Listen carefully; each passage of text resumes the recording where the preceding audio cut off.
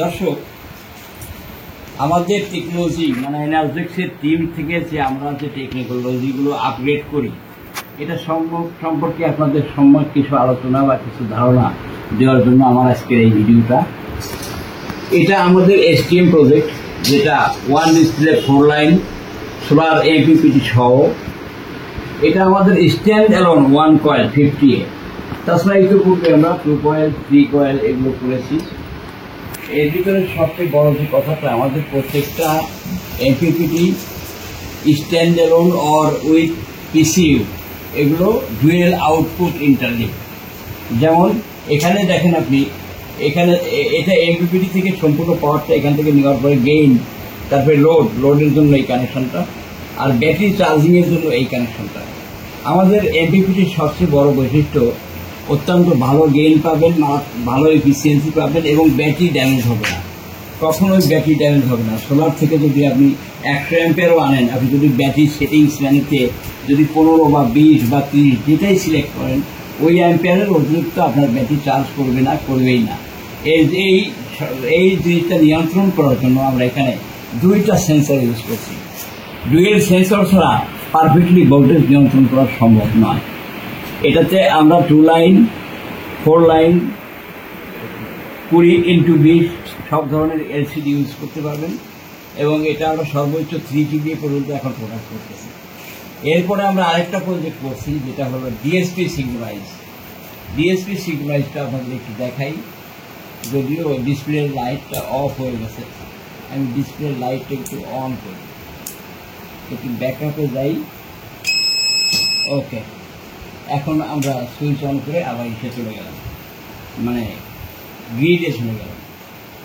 Solar priority এই দেখেন, আমরা এখানে ডিএসপি, এখানে এসে ধরো ডিসপ্লেতে ধরো ডিএসপি সিগনালাইজ করছি, ডিএসপি টু ডিএসপি। এটা আমাদের 3 coil 1 coil 2 coil board design আছে, সবগুলোই হবে। এটা 120 অ্যাম্পিয়ার পর্যন্ত আমাদের এই জিনিসটা কাজ করবে এবং এটা 5 KVA পর্যন্ত হবে। দেখেন, DSP solar PCU, battery volt, grid volt, দেখেন এই যে আইসোলেট হয়ে গেছে। তারপরে inverter standby, solar priority, solar volt, solar gain, solar charge. Gain এবং চার্জটা আলাদা হবে। এটা হলো আমাদের ডিএসপি সিগন্যাল। যেখানে আপনারা সিগন্যাল দেখতে পাচ্ছেন, solar on, AC in, solar mode, মানে সোলার মোডে আছে। এটা আমাদের ডিএসপি ভার্সন, এনার্জেক্সের আপনার একটা উন্নত ভার্সন। এটা ট্রান্সফর্মারটা আইসোলেট থাকবে। আপনার ব্যাকআপ পাওয়ার এবং চার্জিংয়ের পরে এবং সোলারের পরে আপনার লং টাইম এটা ট্রান্সফর্মারটা আইসোলেট করে রাখবে। এটা আমি তো বলবেও দেখাইছি।